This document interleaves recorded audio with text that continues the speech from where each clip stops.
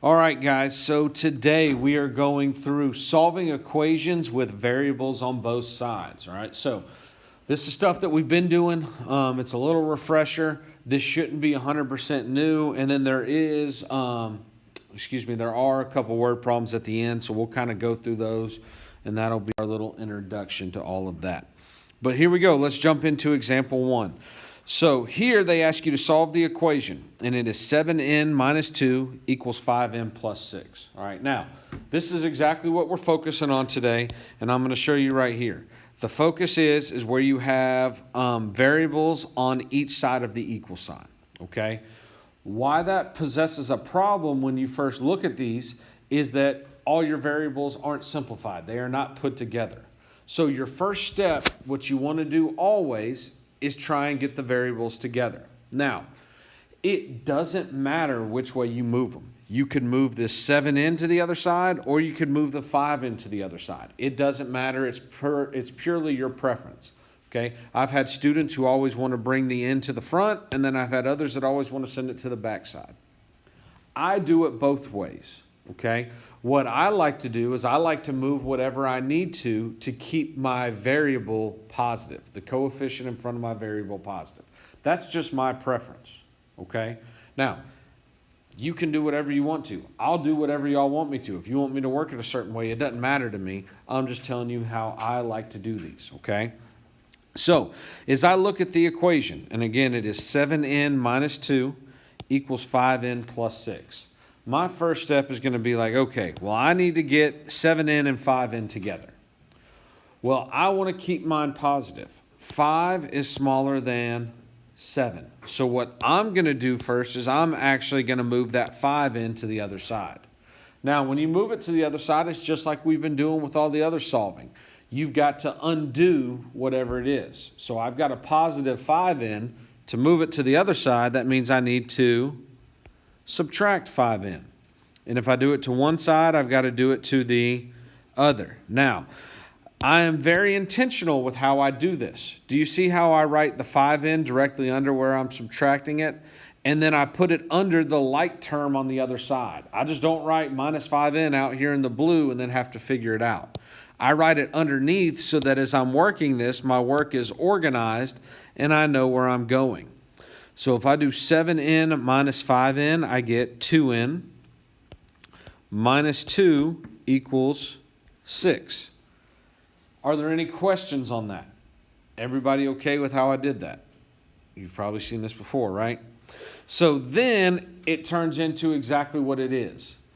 I've got a single variable. Now I need to isolate that variable. I need to get it by itself. So the first thing I would do here is undo subtracting 2 by adding 2.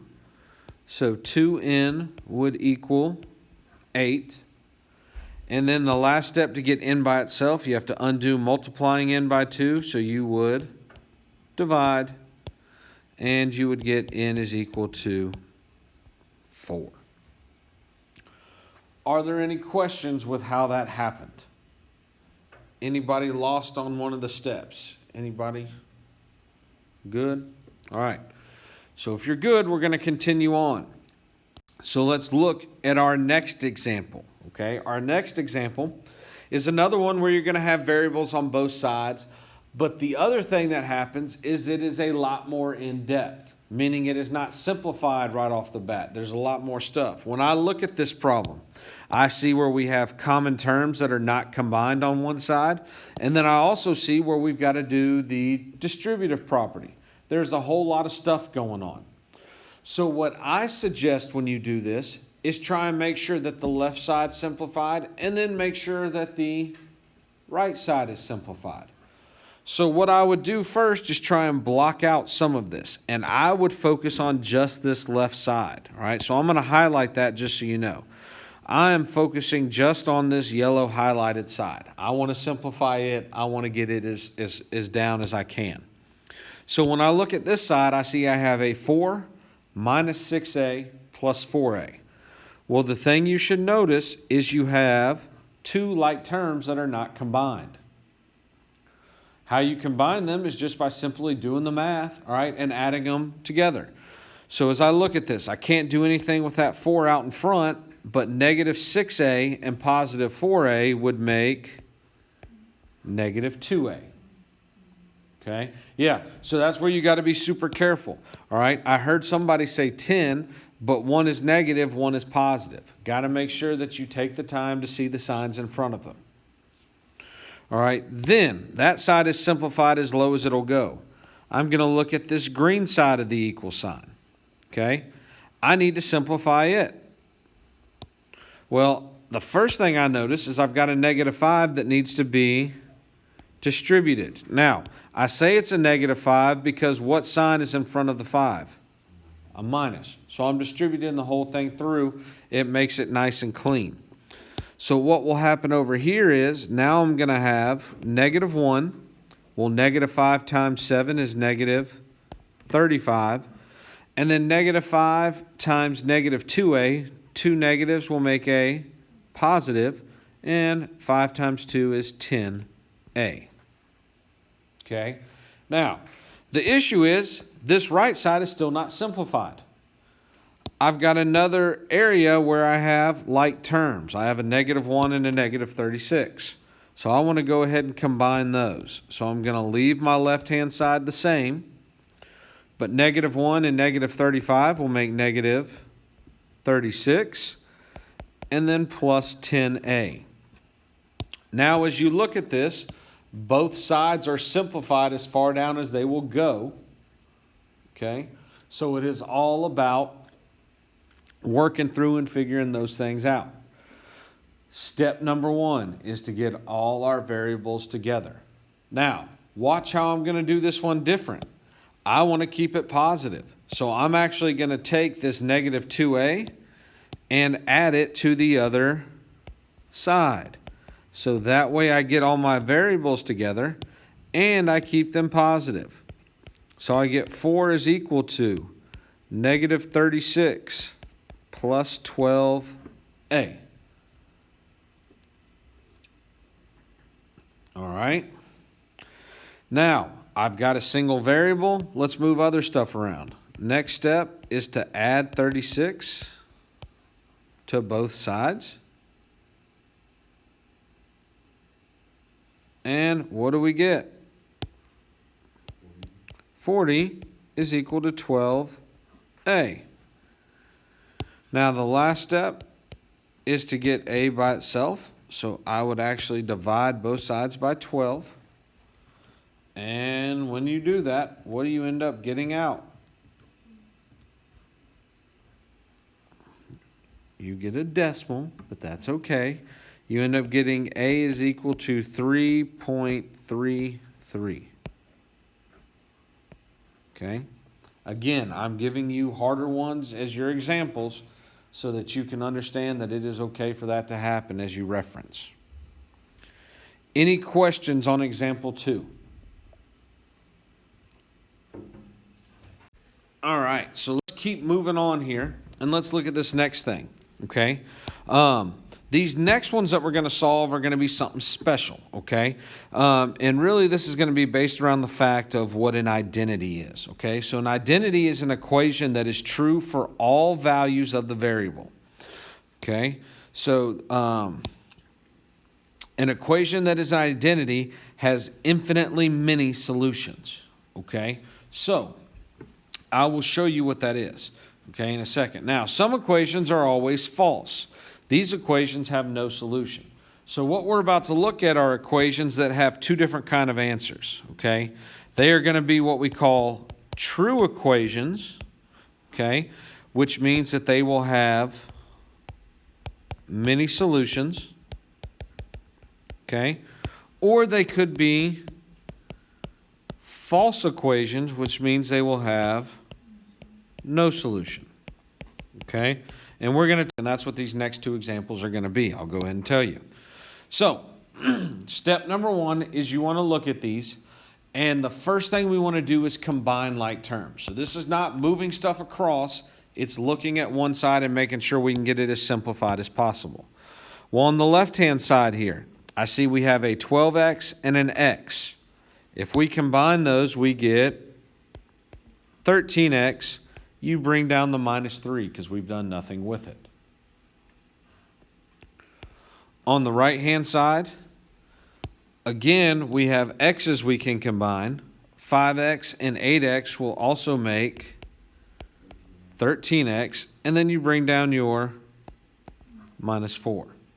Now, here is where you're going to figure out that you're going to have either an identity solution or a solution that is always false, okay?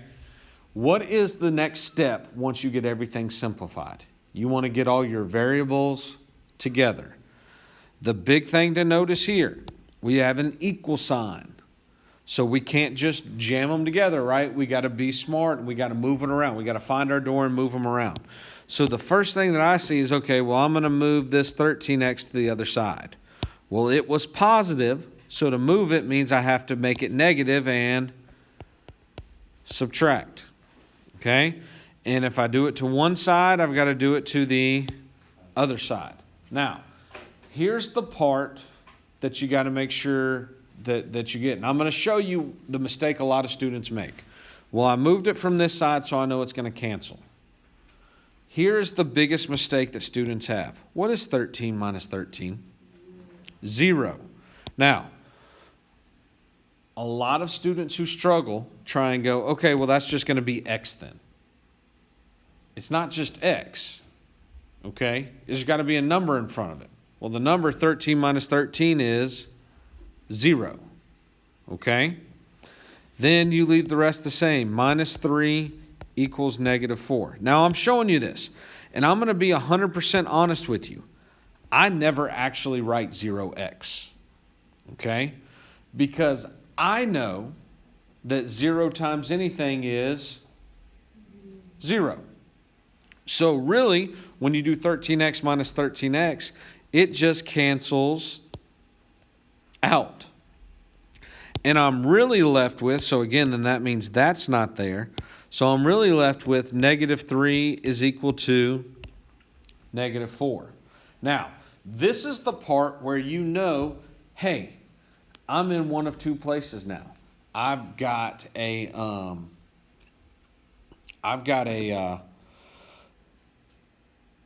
either, okay, hold on, lost my train of thought. I've got either a no solution deal here or I've got a mini solution deal here. And the reason you know that is your variables have completely canceled. There's no x left anywhere. So now's the part where you've got to decide if something is true or false. Does negative 3 equal negative 4? No. That would be what we call a false statement or a false equation.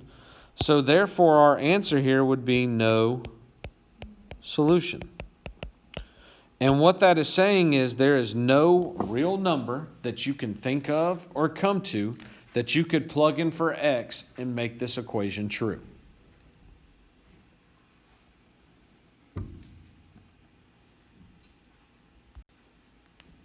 All right, let's look at example 4. This is another one that is very similar to that, okay? So let's start by getting our terms combined. On the left-hand side, 2c and c make 3c. You bring down your plus 7. On the right-hand side, we've got nothing that'll combine with that 3c, so we know it's going to stay 3c. But then we've got negative 14 and positive 21. If you do negative 14 plus 21, you get out 7. Now, you can look at this and notice something. These are the same on each side, right? That's a good indication. But I'm going to go ahead and solve it like you normally would because sometimes you don't see it. If I were to subtract 3c from both sides so that I can get my variables together, this one cancels, and so does that one. So I'm left with 7 is equal to 7.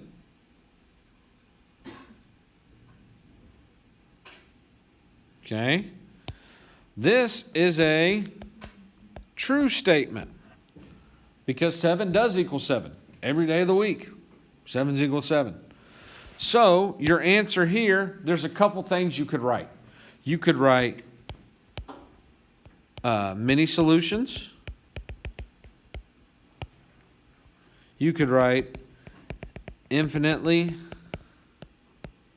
many solutions, which is really the same thing. You could also write all real numbers. Okay? I will take any of those. Multiple choice wise, there's a couple special ones.